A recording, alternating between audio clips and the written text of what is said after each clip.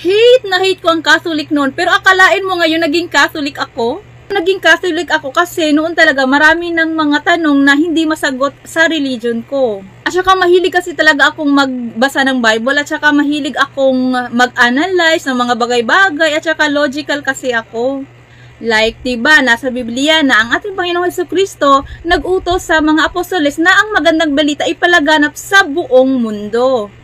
Kaya yun, minsan sumasagi sa isip ko na kung inutusan pala sila ng ating Panginoon na ipalaganap ang magandang balita sa buong mundo, saan na yung bunga nila? Saan na yung mga simbahan na naitayo nila? Syempre, di ba, inutusan sila na ipalaganap. Syempre, marami na siguro silang simbahan na naitayo sa iba't ibang parte ng mundo.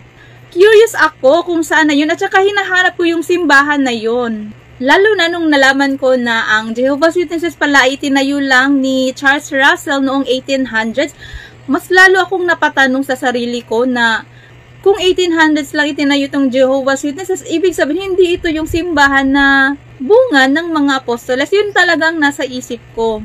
Tinanong ko yung ibang kapatid na saksi. May isa akong tinanong, sabi ko na sana pala yung bunga ng mga apostoles noon, sana yung simbahan nila. Pero sabi niya sa akin, ang sagot niya sa akin, mula daw nung namatay ang mga apostoles, nawala na daw lahat ng mga Kristiyano. Kaya tinanong ko siya, saan namang Bible verse makikita na ang mga Kristiyano ay nawala lahat mula nang namatay ang mga apostoles? Sabi niya, nasa Bible daw, pero hindi niya maipakita sa akin. Sabi niya, babalikan na lang daw niya ako if nakita na po niya yung talata sa Biblia. Pero hanggang ngayon, hindi pa niya ako binalikan. 5 years ago na nangyari yun. Hanggang ngayon, hindi pa niya talaga ako sinagot. Doon na, nagsimula akong mag-focus na lang na hanapin yung kakatotohanan at saka hindi na ako masyadong active sa pagdalo ng mga Bible studies namin. Mahilig kasi talaga akong mag-analyze. Minsan, iniisip ko na, imposible naman talaga, di ba, na biglang nawala lahat ng Kristiyano nang namatay lahat ng apostoles? Parang walang logic ba? Saan yung logic kung ganyan yung iisipin mo? Kasi ako naniniwala kasi ako na nang mamatay ang apostoles, meron talaga yan silang mga sumusunod. Hindi talaga yan napuputol. Imposibleng maputol yan. Yun talagang nasa isip ko. Kaya hinanap ko kung ano yun, kung ano yung simbahan nila ngayon. Nung panahon na yun, grabe nauhaw ako sa katotohanan noon. At saka grabe, umiiyak ako, nagdarasal ako na, God,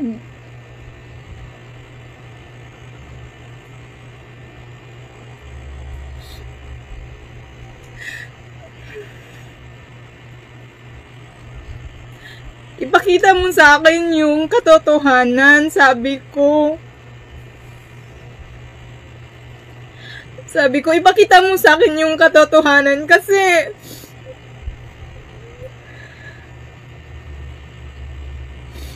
feeling ko wala akong bahay na masisilungan.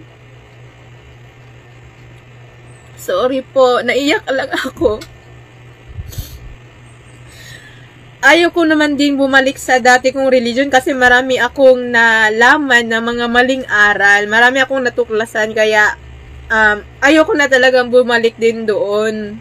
Sorry sa mga makakarinig nitong mga dati kong mga friends, ha. Sorry talaga, ganito talaga yung katotohanan sa akin, eh. Ito yung katotohanan sa akin.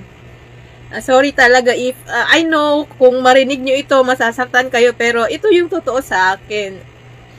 At saka sa mga natuklasan ko din, ha, sorry talaga. I know, masasaktan kayo if narinig nyo itong sasabihin ko. Kaya yun, sinimulan kong saliksikin din yung ibang religion, pero wala talaga kahit isa na mag-match sa yung doktrina nila sa Biblia. Lahat ng Bible verses, minsan tama naman, pero merong ibang Bible verses na hindi talaga match sa doktrina nila.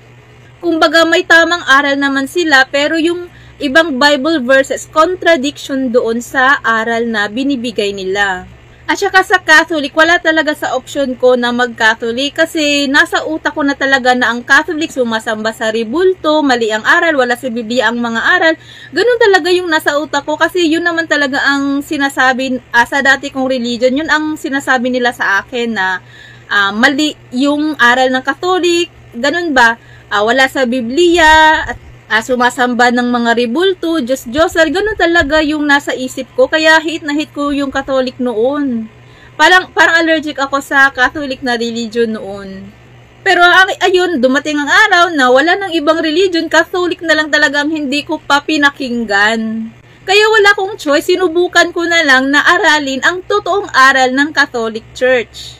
Nanonood ako ng mga debate ng mga CFD, minsan nagre-research ako, kaya ayun, unti-unti ako nalinuwanagan dun sa mga akusasyon ko dati, dun sa mga akusasyon ko na ribulto ang sinasamba, Diyos-Diyosan, at saka wala daw sa Biblia. Unti-unti akong naliwanagan talaga dun.